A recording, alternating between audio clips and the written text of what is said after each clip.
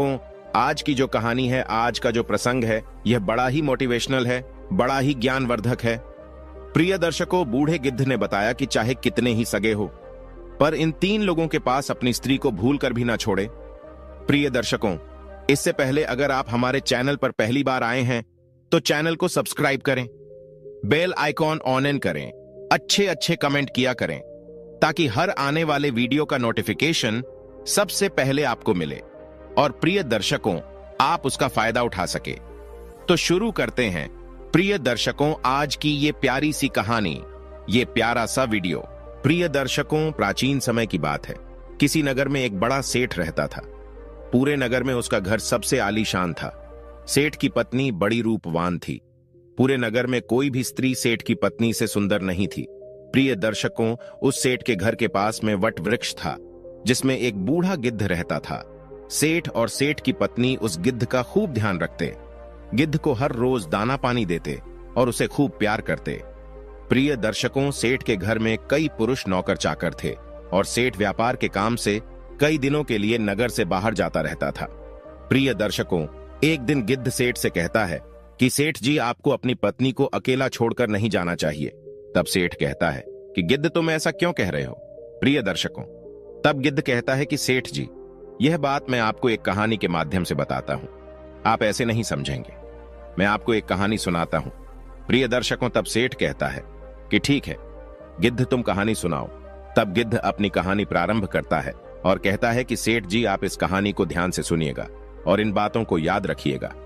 प्रिय दर्शकों, गिद्ध कहानी शुरू करता है। गिद्ध कहता है, किसी राज्य में महाराज वीर प्रताप राज करते थे। राजा प्रताप कुछ सन की किस्म का राजा था। एक बार राजा भ्रमण करते करते जंगल में चले गए। जंगल में घूमते घूमते उनकी भेंट एक सन्यासी से होती है। वह सन्यासी एक पाखंडी था। राजा प्रताप साधु संतों पर बहुत भरोसा करता था। उस साधु को देखकर राजा के मन में कुछ जिज्ञासा उठी। राजा ने सन्यासी को अपना परिचय दिया और पूछने लगा, हे साधु महाराज, बहुत पहुंचे हुए मालूम पड़ते हैं। मेरी रानी इस समय गर्भवती है। मैं जानना चाहता हूं कि उसकी कोख से पुत्र होगा या पुत्री। सन्यासी ने कहा, राजन, मैं यह तो नहीं जानता कि तुम्हारी रानी की कोख से पुत्र होगा या पुत्री, पर इतना जरूर कह सकता हूं कि अगर तुम्हारी रानी ने किसी पुत्री को जन्म दिया तो तुम्हारा सर्वनाश हो जाएगा। प्रिय दर्शकों, सन्यासी की यह बात सुनकर राजा बड़ा भयभीत हो गया। सोचने लगा कि अगर मेरी रानी ने किसी पुत्री को जन्म दे दिया तो मैं कहीं का नहीं रहूंगा। यही बात सोचकर राजा को बेटी के नाम से नफरत होने लगी। उसने अपनी रानी से आकर के यह बात कही कि है, हे रानी, भूल से भी हमारे घर में पुत्री का जन्म नहीं होना चाहिए। अगर हमारे घर में पुत्री पैदा हुई तो मैं तुम्हें जान से मरवा दूंगा और उस पुत्री को भी मार डालूंगा। गिद्ध आगे कहता है कि सेठ जी, राजा की यह बात सुनकर रानी डर गई। वो जानती थी कि राजा बड़ा ही जिद्दी किस्म का है। अगर पुत्री का जन्म हो गया तो वह उसे मरवा सकता है। अब तो रानी रोज भगवान से प्रार्थना करती थी कि हे परमात्मा, मुझे पुत्री मत देना, वरना राजा उसे जीवित नहीं छोड़ेंगे। प्रिय दर्शकों, भगवान की कृपा से महाराज प्रताप की रानी ने सर्वप्रथम एक पुत्र को जन्म दिया। यह देखकर रानी और राजा बहुत प्रसन्न हुए। राजा तो इसीलिए प्रसन्न हुआ कि पुत्री नहीं हुई, किंतु रानी इसलिए प्रसन्न हुई कि अगर पुत्री होती तो कन्या हत्या का दोष लगता। प्रिय दर्शकों, कुछ समय बाद रानी ने फिर से गर्भ धारण किया। बच्चे का जब जन्म होने का समय आया, उसी दौरान राजा को किसी जरूरी काम से दूसरे राज्य में जाना पड़ गया और उसे लौटने में कई दिन लगने वाले थे। जाते जाते राजा अपनी रानी से कह गया कि यदि तुम्हारे गर्भ से बेटी का जन्म हो तो उसे मरवा देना, मैं बेटी का चेहरा नहीं देखना चाहता। गिद्ध आगे कहता है कि इतना कहकर राजा तो चला गया और उसे अपने नगर लौटने में कई माह का समय लग गया। लेकिन इसी दौरान रानी ने एक पुत्री को जन्म दिया। जिस बात का डर था वही हो गया। बेटी को देखकर रानी घबरा गई। सोचने लगी कि राजा के आदेश के अनुसार बेटी की हत्या करनी पड़ेगी। ये निंदनीय काम मैं कैसे करूंगी? मैं एक मां हूं और मेरे लिए जितना मुझे बेटा प्यारा है उतनी ही बेटी प्यारी है। अब तो बेटी को देख करके रानी एकदम से रोने लगी और कहने लगी, हे भगवान, अब मैं क्या करूं? कन्या हत्या का पाप बहुत बड़ा होता है। पूत कपूत हो सकता है पर माता कुमाता नहीं हो सकती। रानी बहुत बड़े धर्म संकट में फंस चुकी थी। रानी को रोता हुआ देखकर रानी की दाई पूछने लगी, हे रानी, घर में पुत्री हुई है, ये तो बड़े ही सौभाग्य की बात है, पर आप तो बैठी रो रही हो, इसका क्या कारण है? प्रिय दर्शकों, रानी बोली, हे दाई, वास्तव में जो नहीं होना चाहिए था वही तो हो गया। तब रानी ने दाई को पूरी बात बताई कि हमारे महाराज ने इस कन्या को मारने का आदेश दिया है। अब आप ही बताइए कि मैं अबोध बच्ची की जान कैसे ले लूं? तब दाई ने रानी से कहा है, हे रानी, तुम चिंता मत करो, तुम राजा से कह देना कि मैंने बेटी को मरवा दिया है। मैं तुम्हारी बेटी को सबके सामने मारने के लिए ले जाती हूं, लेकिन मैं इसे मारूंगी नहीं, बल्कि इसे पाल लूंगी। अगर कोई पूछेगा तो मैं कह दूंगी कि यह बच्ची मेरी भतीजी है।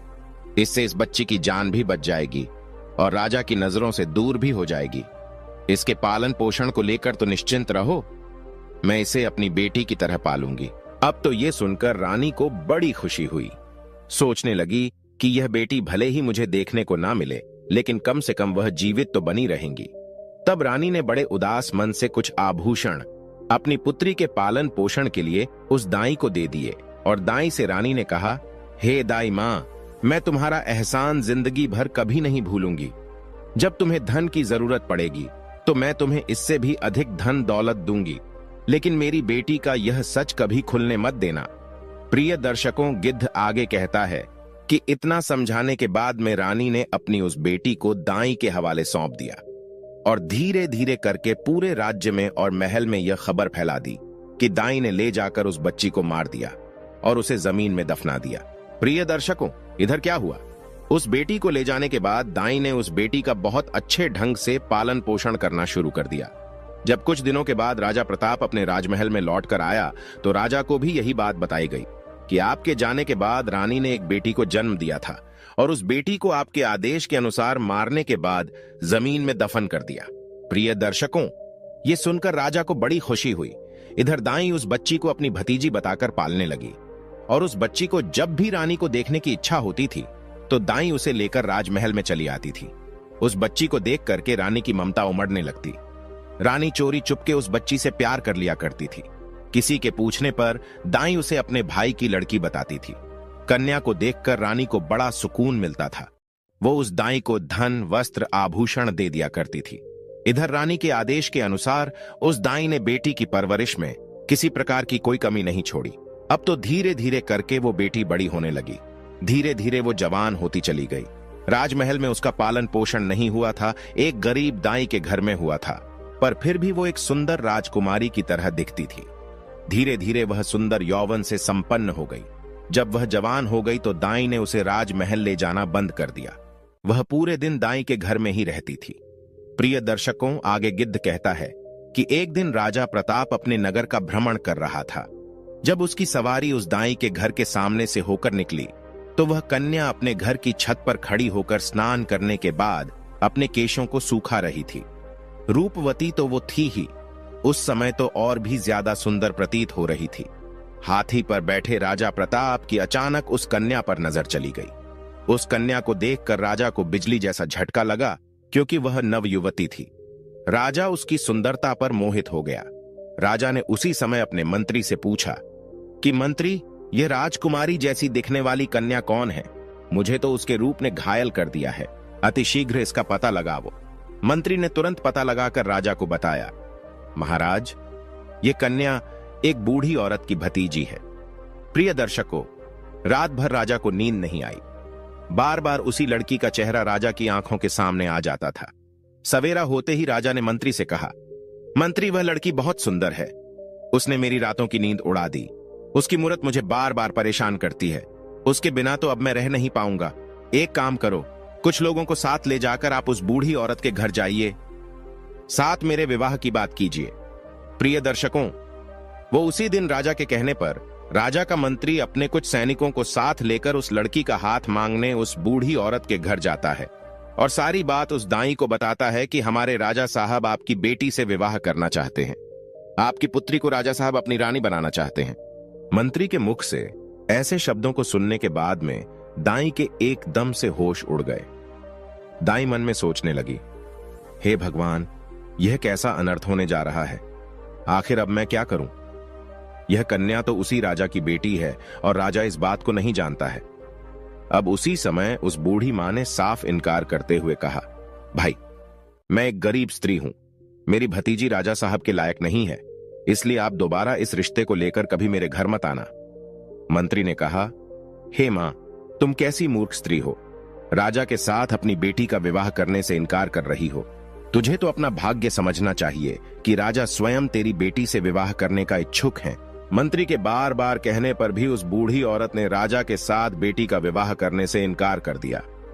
हारकर मंत्री वापस चला गया और राजा को सारी बात बताई कि वो बुढ़िया आपके साथ अपनी बेटी का विवाह करने से इनकार कर रही है। प्रिय दर्शकों, गिद्ध आगे कहता है कि सेठ जी, इस बार राजा ने और कुछ लोगों को बुढ़िया के घर पर भेजा और उनके द्वारा हजारों तरह के लालच दिए। उसे डराया धमकाया भी, परंतु वो बूढ़ी औरत इस प्रस्ताव के लिए राजी नहीं हुई।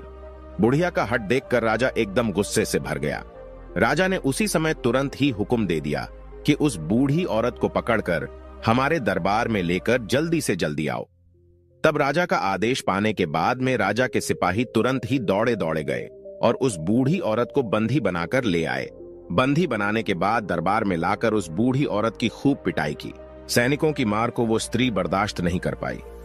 कोड़ों की मार पड़ते ही बूढ़ी औरत राजा के सम्मुख एकदम से चीख कर गिर पड़ी और उसने सारी सच्चाई बता दी कि हे महाराज, वो लड़की कोई और नहीं बल्कि आपकी ही सगी बेटी है।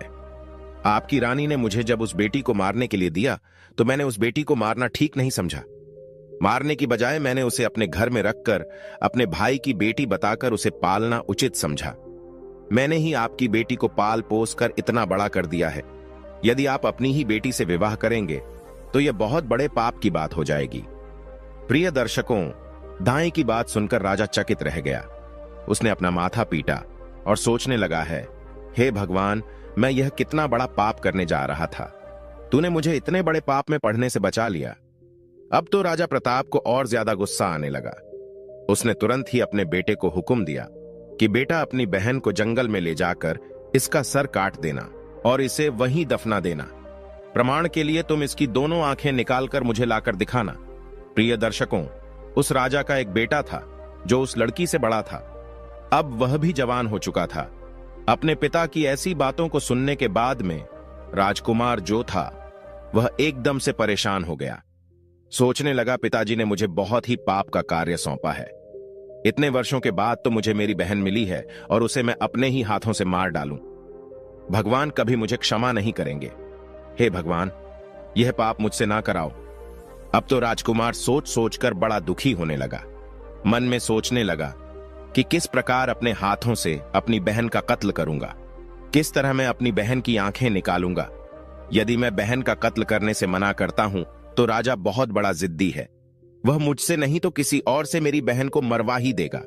प्रिय दर्शकों, अब तो मजबूर होकर के राजकुमार अपनी बहन को लेकर जंगल की ओर चलने लगा, क्योंकि उसे जाना ही था। उसके पिता का जो आदेश था। बहन को जंगल में ले जाते समय अब तो भाई का प्यार बहन के लिए उमड़ पड़ा और कहने लगा, हे बहन, किसी भी सूरत में मैं तुम्हारा कत्ल नहीं करूंगा। मैं तुम्हें यही जंगल में छोड़ देता हूं। अब आगे तुम्हारी किस्मत रही कि वो तुम्हारे साथ क्या करती है। तब बहन ने जवाब दिया, भैया, तुम मुझे मार दो और मारकर मेरी आंखें निकालकर पिताश्री को ले जाकर दिखा दो, और यदि तू मेरी आंखें निकाल करके नहीं ले जाएगा तो हमारा पिता तुझे भी मार देगा। प्रिय दर्शकों, उस समय वे दोनों भाई बहन एक दूसरे से लिपटकर बहुत रो रहे थे। उनके ऊपर दुखों का पहाड़ टूट पड़ा था। उन्हें कुछ समझ में नहीं आ रहा था कि वे क्या करें। अंत में राजकुमार इस नतीजे पर पहुंचा। उसने निश्चय कर लिया कि वह अपनी बहन को नहीं मारेगा। उसने अपनी बहन को समझाया कि बहन, मैं तुम्हें इस जंगल में छोड़ जा रहा हूं। आगे भगवान मालिक है कि वो तुम्हारे साथ क्या करेगा। मैं कोई ना कोई बहाना पिताजी के सामने बना दूंगा। इतना कह करके उसने अपनी बहन को वहीं जंगल में छोड़ दिया और आगे के लिए चल पड़ा। आगे जाकर उसे जंगल में एक हिरण दिखाई दिया। उसने तुरंत उस हिरण का वध किया और उसकी दोनों आंखें निकाल लीं। उसके बाद वह अपने पिता के समक्ष पहुंचा और वही हिरण की दोनों आंखें दिखाते हुए कहा, पिताजी, मैंने बहन को मारकर एक नदी में फेंक दिया है। वे आंखें देख करके राजा को भी भरोसा हो गया कि वास्तव में मेरे पुत्र ने उस लड़की को मार दिया है। सुनकर राजा बड़ा प्रसन्न हुआ। इधर रानी ने अपने बेटे को अपने पास बुलाया और पूछा, बेटा, क्या तू सच में अपनी बहन को मारकर आया है? तब राजकुमार कहता है, हे मां, मैं तुमसे झूठ नहीं बोलूंगा। मैंने अपनी बहन को नहीं मारा। बल्कि मैं उसे जंगल में छोड़कर चला आया हूं। यह सुनकर रानी को बड़ा सुकून मिला। वह भगवान से प्रार्थना करने लगी, हे भगवान, तुम्हारा बहुत बहुत धन्यवाद जो तुमने मेरे बेटे को सद्बुद्धि दी। मेरी बेटी जंगल में अकेली भटक रही होगी, तुम उसकी रक्षा करना और उसे ऐसी जगह पर लगा देना कि उसके जीवन की नैया पार हो जाए। जब उसे जन्म दिया है तो वो अपना पूरा जीवन जीकर ही मृत्यु को प्राप्त हो। प्रिय दर्शकों, इधर राजकुमारी जंगल में पत्ते फूल खाकर धीरे धीरे करके अपना गुजारा करने लगी। पेड़, पत्थर और कटीली झाड़ियों के बीच घूमते घूमते उसके वस्त्र बिल्कुल फट चुके थे। वह अर्धनग्न अवस्था में उसी जंगल में भटक रही थी। कई दिन उसे जंगल में बीत चुके थे। एक दिन ऐसा भी आ गया कि उसके शरीर पर कोई भी वस्त्र नहीं बचा। वह वृक्षों से फल फूल खाकर अपना दिन गुजारती थी और घनी झाड़ियों के बीच छिप कर सो जाती थी। एक दिन उसी जंगल में एक दूसरे राज्य का राजा चंद्रभान शिकार खेलने के लिए आया।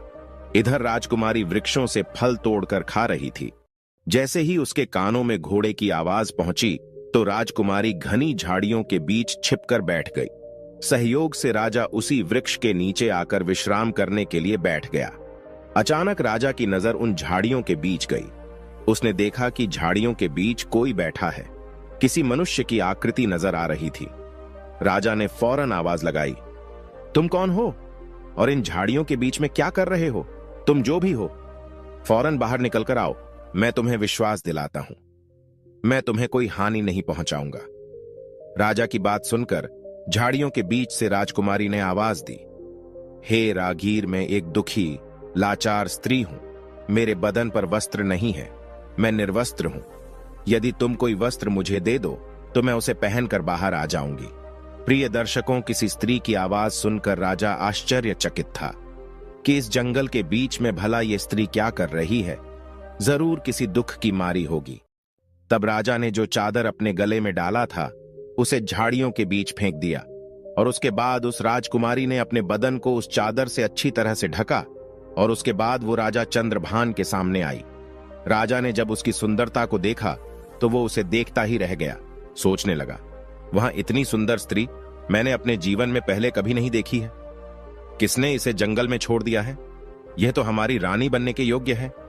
तब राजा ने अपने बारे में राजकुमारी को बताया और बोला कि ये सुंदरी, तुम जो भी हो उससे मुझे कुछ मतलब नहीं है।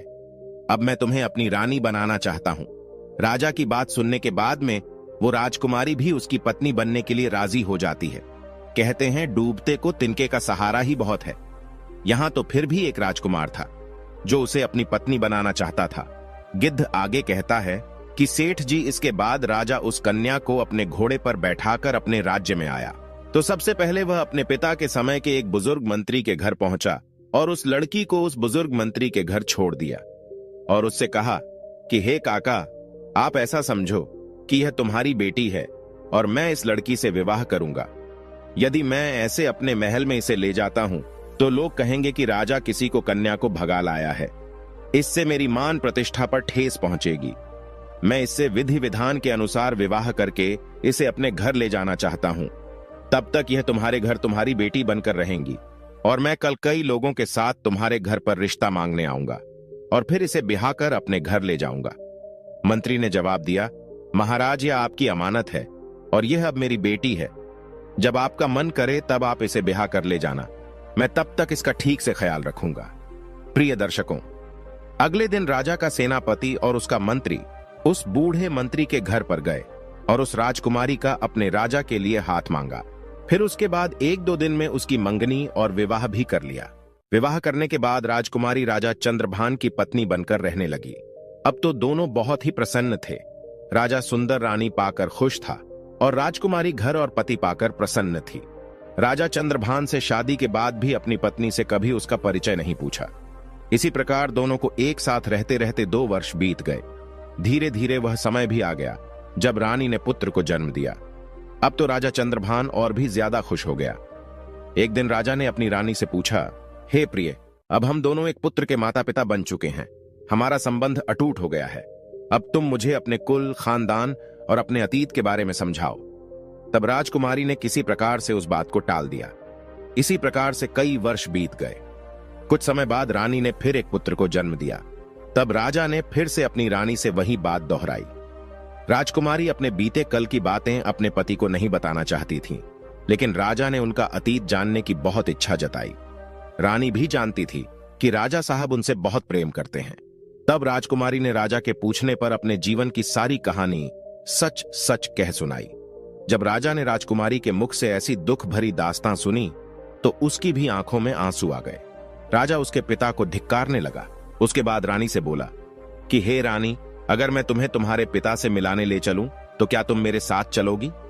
प्रिय दर्शकों, उस राजकुमारी ने अपने पिता से मिलने से इनकार कर दिया। राजा ने बहुत आग्रह किया कि तुम्हें एक बार अपने पिता से जरूर मिलना चाहिए। राजा के बार बार निवेदन करने पर रानी अपने पिता से मिलने को तैयार हो गई। अगले दिन राजा ने राजा प्रताप के यहां जाने का निश्चय किया। रथ सजवाया गया, जाने की पूरी तैयारी हो गई। तभी राजा के पास एक जरूरी काम आ गया। राजा को बहुत जरूरी अपने दूसरे शहर में जाना था, तो राजा ने अपने मंत्री और सेनापति से कह दिया कि तुम सेना की एक टुकड़ी लेकर रानी के साथ चले जाओ, मैं अपना काम निपटाकर वहीं पहुंच जाऊंगा। प्रिय दर्शकों, इस प्रकार राजा चंद्रभान ने अपने मंत्री और सैनिकों के साथ में अपनी रानी और बच्चों को राजा प्रताप के राज्य को रवाना कर दिया। रानी को भली भांति समझा दिया कि अपने पिता के यहां जाकर तुम घबराना मत, मैं तुम्हारे पहुंचने से पहले तुम्हारे माता पिता के यहां पहुंच जाऊंगा। प्रिय दर्शकों, इधर राजा चंद्रभान का मंत्री और सेनापति कुछ सेना को साथ लेकर राजकुमारी के साथ राजा प्रताप के राज्य की तरफ चल पड़े। राजा चंद्रभान के राज्य से राजा प्रताप का राज्य काफी दूर था, इसलिए चलते चलते रास्ते में ही उन्हें शाम हो गई। एक जगह पर उन्होंने अपने डेरा तंबू जमा दिए। रात भर वहीं रुकने का निश्चय किया। प्रिय दर्शकों, जहां पर राजकुमारी का डेरा लगाया गया था, उसी जगह पर मंत्री ने भी अपना डेरा लगा दिया।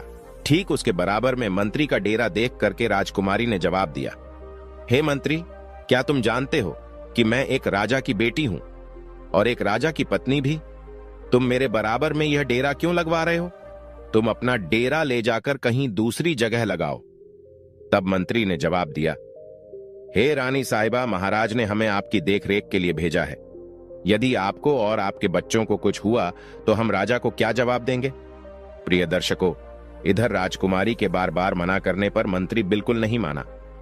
फिर क्या हुआ? इधर शाम को सबने खाना खाया। रात्रि का समय हो गया।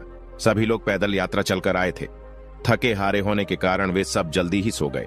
रात्रि के दूसरे पहर में मंत्री जो था, राजकुमारी के डेरे में घुस आया। जैसे ही मंत्री राजकुमारी के डेरे में घुसा तो तुरंत ही एकदम से राजकुमारी उठकर बैठ गई। वो मंत्री की बुरी मंशा को भांप गई थी।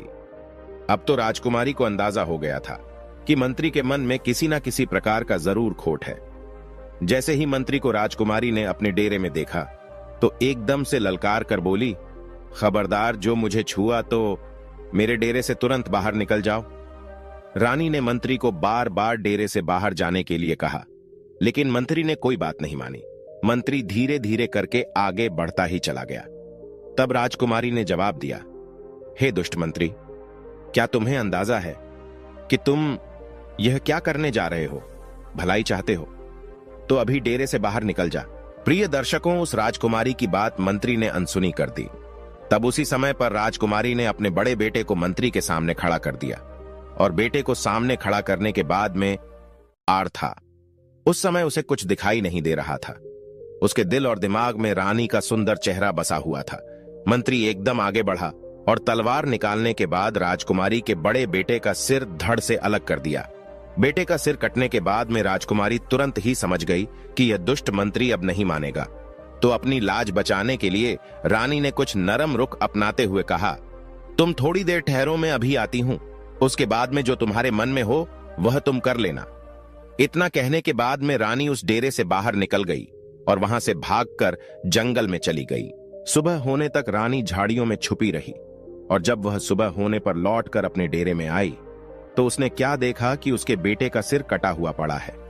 अपने बेटे की लाश देखने के बाद में अब तो रानी की हालत और भी ज्यादा खराब हो गई, लेकिन वो कर भी क्या सकती थी? उस शैतान के सामने वो बेबस थी। बेटे की मृत्यु का गम अपने मन में छुपाए वह उनके साथ आगे को चल पड़ी। चलते चलते जब वह शाम के होने पर एक जगह पर और रुकी, अब तो दूसरी रात के लिए अगला डेरा डाला गया। तो राजकुमारी के डेरे के पास में सेनापति ने अपना डेरा लगाया।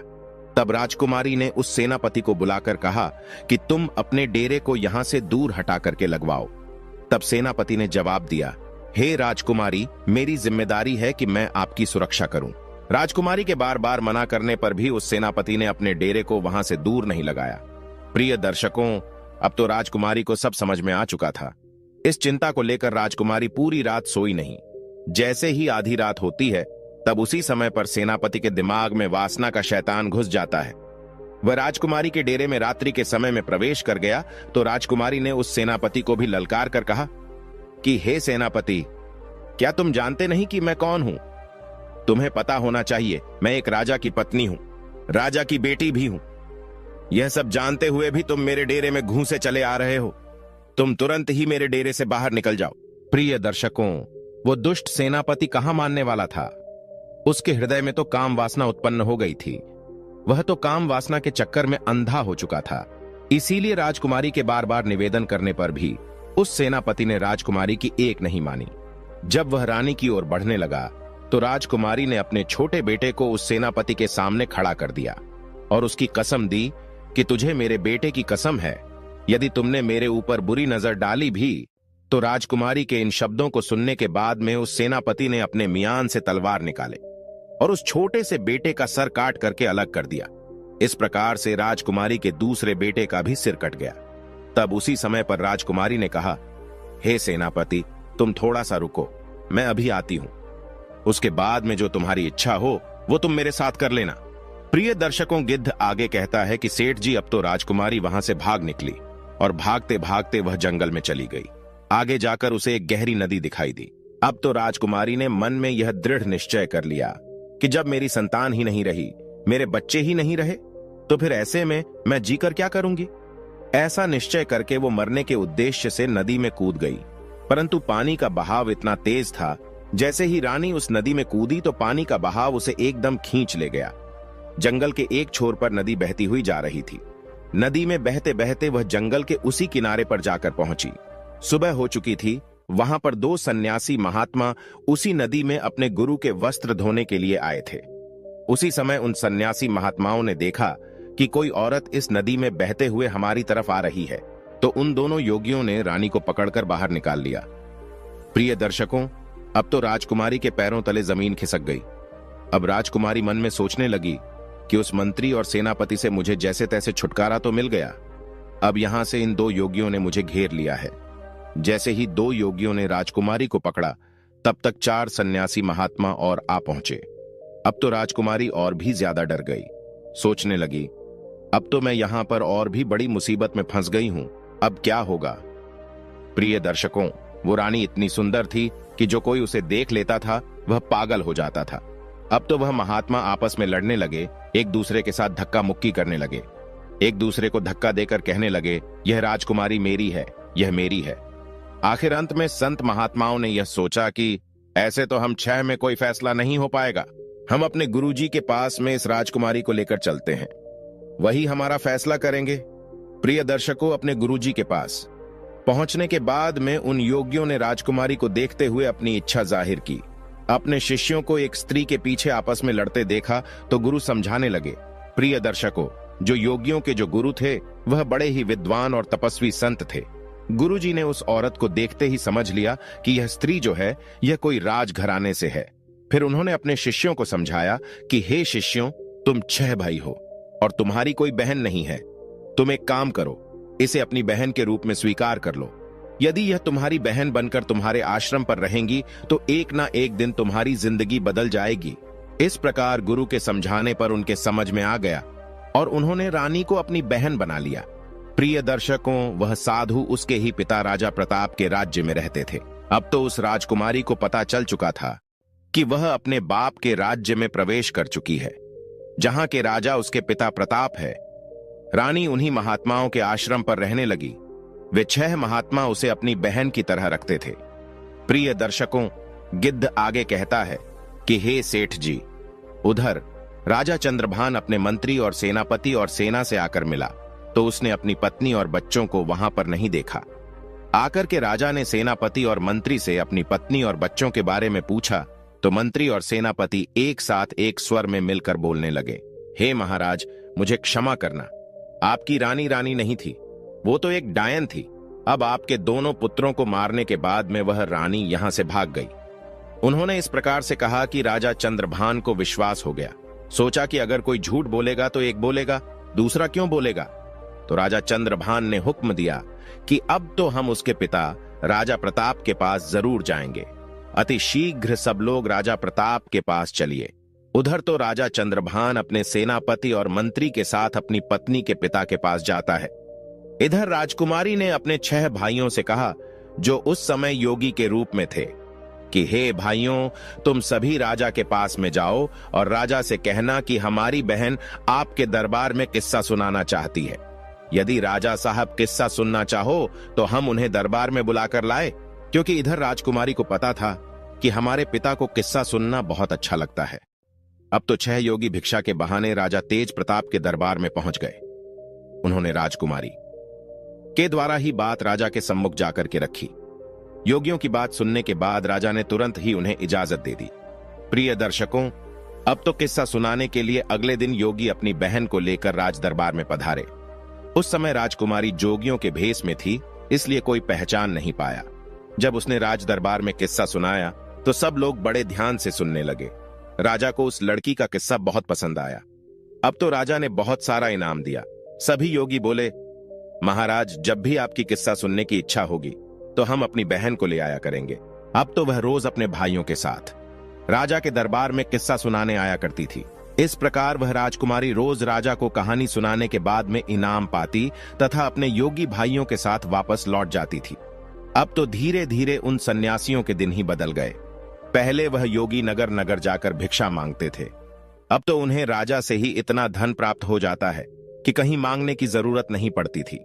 प्रिय दर्शकों, अगली रात को राजकुमारी राजा को किस्सा सुनाने के लिए उनके राज दरबार में आई तो उसने अपने पति, मंत्री और सेनापति को वहीं बैठे हुए देखा। तब राजकुमारी ने सोचा, आज तो यह सभी यहां पर उपस्थित है तो किस्सा सुनाने में बहुत ज्यादा आनंद आएगा।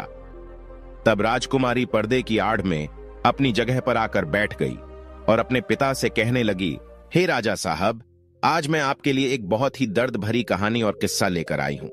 यदि कहानी को प्रारंभ करने से पहले किसी को कोई जरूरी काम है तो अभी दरबार से उठकर जा सकता है। किस्सा सुनाने के दौरान यदि कोई व्यक्ति बीच में से जाएगा तो मैं उसी समय अपना किस्सा सुनाना बंद कर दूंगी। तब राजा ने जवाब दिया, बेटी तुम सुनाओ, तुम जैसा कहोगी हम वैसा ही करेंगे। किस्से के बीच में से कोई दरबार में से उठकर नहीं जाएगा। प्रिय दर्शकों, अब तो राजा और दरबार के सभी दरबारी किस्सा सुनने के लिए बैठ गए। उनमें उसका पति और वह विश्वासघाती मंत्री और सेनापति भी था। अब तो राजकुमारी ने राजा के दरबार में अपना किस्सा शुरू कर दिया। कहने लगी, हे सभा के लोगों, इस किस्से को ध्यान से सुनना। राजकुमारी सुनाने लगी कि किसी देश में एक राजा रहता था जो बड़ा ही जालिम राजा था। उस राजा को अपनी पुत्री से बहुत ज्यादा नफरत थी। जब एक दिन उसके यहाँ एक बेटी ने जन्म लिया तो उसने अपनी बेटी को अपने बेटे के हाथ जंगल में मरवाने के लिए भेज दिया। राजा ने अपने बेटे को हुक्म दिया था कि उस बेटी को मारने के बाद उसकी आंखें निकाल लाना और वह आंखें निकालकर मुझे लाकर दिखाना। अब तो राजा प्रताप उसकी कहानी को सुनने के बाद में सोचने लगे, यह तो मेरा ही किस्सा है। खुश होकर के राजा प्रताप ने उन योगियों के पास में अपनी मोतियों की माला फेंकते हुए कहा, इस किस्से को अंत तक जरूर सुनाया जाए। प्रिय दर्शकों, अब तो राजा की आंखों में पानी भर आया, क्योंकि राजा प्रताप को अब तो अपनी करनी पर बहुत पश्चाताप होता था। फिर राजकुमारी आगे बताने लगी, हे महाराज, जब उसका भाई उसे मारने के लिए जंगल में ले गया तो उसके भाई ने उस राजकुमारी को, उस बहन को नहीं मारा और जंगल में अपनी बहन को छोड़कर वापस राजभवन के लिए लौट गया। अब यह जान करके राजा थोड़ा प्रसन्न हुआ। राजा मन में सोचने लगा, शायद हो सकता है आज भी मेरी बेटी जिंदा हो। इधर वही राजकुमारी अपने किस्से को सुनाती हुई आगे बोली, जब उसका भाई उस लड़की को जंगल में छोड़ आया तब वो बेचारी भूखी प्यासी इधर उधर भटकने लगी। भूख लगने पर वृक्षों के पत्ते और फल फूल खा लिया करती थी। इसी तरह से वह अपने आप को जीवित रखती थी। इस प्रकार से जंगल में रहते रहते उस बेटी के तन पर एक भी वस्त्र साबूत नहीं बचा तो कहीं से एक दिन घूमता हुआ घोड़े पर सवार एक आदमी आया। वह आदमी किसी देश का राजा था।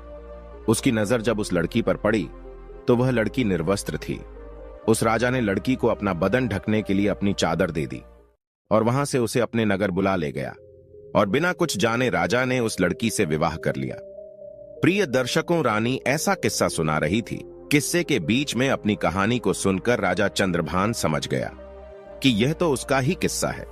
उसने भी खुश होकर के एक मोतियों की माला जोगियों के पास फेंक दी और बोला, यह किस्सा जारी रखा जाए और यह किस्सा अंत तक होना चाहिए। तब आगे राजकुमारी कहने लगी, अब तो वह लड़की किसी राजा की रानी बन चुकी थी। राजा की रानी बनने के बाद में उस लड़की की कोख से 2 बेटों ने जन्म लिया। एक दिन उसके पति ने अपनी पत्नी से उसके जीवन की पूरी घटना पूछी कि तुम कौन हो और उस जंगल में निर्वस्त्र क्यों भटक रही थी। तब उस लड़की ने अपने बाप की करतूतें अपने पति को बताई। यह सुनकर उसका पति बड़ा दुखी हुआ। उसका पति दिल का बहुत अच्छा इंसान था। यह जानकर कि उसकी पत्नी का एक राजा पिता भी है, तो उसे उसके पिता से मिलाने के लिए उस राजा ने अगले दिन तैयारी की। लेकिन उसने एक गलती कर दी। उसने अपनी पत्नी और बेटों की सुरक्षा के लिए स्वयं ना जाकर अपने मंत्री और सेनापति को उसके साथ भेज दिया। और यह उसकी सबसे बड़ी भूल थी, क्योंकि कहते हैं चाहे कोई कितना ही सगा क्यों ना हो, अपनी जवान स्त्री, जवान बहन, जवान बेटी को किसी दूसरे पर भरोसा करके उसके साथ भेजना नहीं चाहिए और ना ही उसके पास छोड़ना चाहिए, चाहे वह कितना ही वफादार और विश्वास पात्र हो। मगर जब वासना दिमाग पर हावी होती है तो सारे वफादारी, सारा विश्वास धरा रह जाता है। और स्त्री तो वैसे भी पुरुष के लिए आकर्षण का केंद्र होती है। तब उस लड़की ने अपने बाप की करतूतें अपने पति को बताई। यह सुनकर उसका पति बड़ा दुखी हुआ। उसका पति दिल का बहुत अच्छा इंसान था। यह जानकर कि उसकी पत्नी का एक राजा पिता भी है, तो उसे उसके पिता से मिलाने के लिए उस राजा ने अगले दिन तैयारी की। लेकिन उसने एक गलती कर दी। उसने अपनी पत्नी और बेटों की सुरक्षा के लिए स्वयं ना जाकर अपने मंत्री और सेनापति को उसके साथ भेज दिया। और यह उसकी सबसे बड़ी भूल थी, क्योंकि कहते हैं चाहे कोई कितना ही सगा क्यों ना हो, अपनी जवान स्त्री, जवान बहन, जवान बेटी को किसी दूसरे पर भरोसा करके उसके साथ भेजना नहीं चाहिए और ना ही उसके पास छोड़ना चाहिए, चाहे वह कितना ही वफादार और विश्वास पात्र हो। मगर जब वासना दिमाग पर हावी होती है तो सारे वफादारी, सारा विश्वास धरा रह जाता है। और स्त्री तो वैसे भी पुरुष के लिए आकर्षण का केंद्र होती है। अगर वह अकेली किसी अन्य पुरुष के साथ जाती है या ठहरती है तो उसके मन में काम रूपी विचार आ ही जाता है। भूल कर भी कभी अपनी बहन बेटी किसी अन्य के साथ नहीं छोड़ना चाहिए। खास करके तब तो और भी नहीं छोड़ना चाहिए जब कोई पुरुष जवान हो, सुंदर हो, अकेला हो। कहते हैं स्त्री धन और विद्या यह जिसके पास रहती है उसी की हो जाती है। राजकुमारी इधर राजा प्रताप के दरबार में अपना किस्सा सुना रही थी। राजा प्रताप और राजा चंद्रभान उस किस्से को बड़े ध्यान से सुन रहे थे। राजकुमारी आगे कहती है कि उधर उस राजा ने अपनी पत्नी और बच्चों को मंत्री और सेनापति के साथ भेज दिया। सफर ज्यादा लंबा था। चलते चलते जब रास्ते में सूर्यास्त हो गया तो उन्होंने वहीं रुकने का निश्चय किया। मंत्री ने अपना डेरा रानी के डेरे के बराबर में लगवाया। रानी ने इसका बहुत विरोध किया, पर वो नहीं माना, तो वो रात्रि के समय में मंत्री ने उस राजकुमारी के साथ में दुष्कर्म करने की सोची। राजकुमारी के बार बार निवेदन करने पर भी वो दुष्ट मंत्री नहीं माना, बल्कि उसने राजा के बेटे का भी कत्ल कर दिया। जब बेटे का कत्ल कर डाला तो रानी अपना धर्म बचाने के लिए मंत्री से बहाना बनाकर जंगल में भाग गई। रात उसने जंगल में गुजार कर जैसे तैसे उस बेचारी ने अपने पतिव्रत धर्म को बचाया। जब दूसरे दिन को रानी अपने डेरे में वापस आई तो उसे अपने बेटे की लाश भी नहीं मिली। जैसे जैसे कहानी आगे बढ़ती जा रही थी तो उधर मंत्री के होश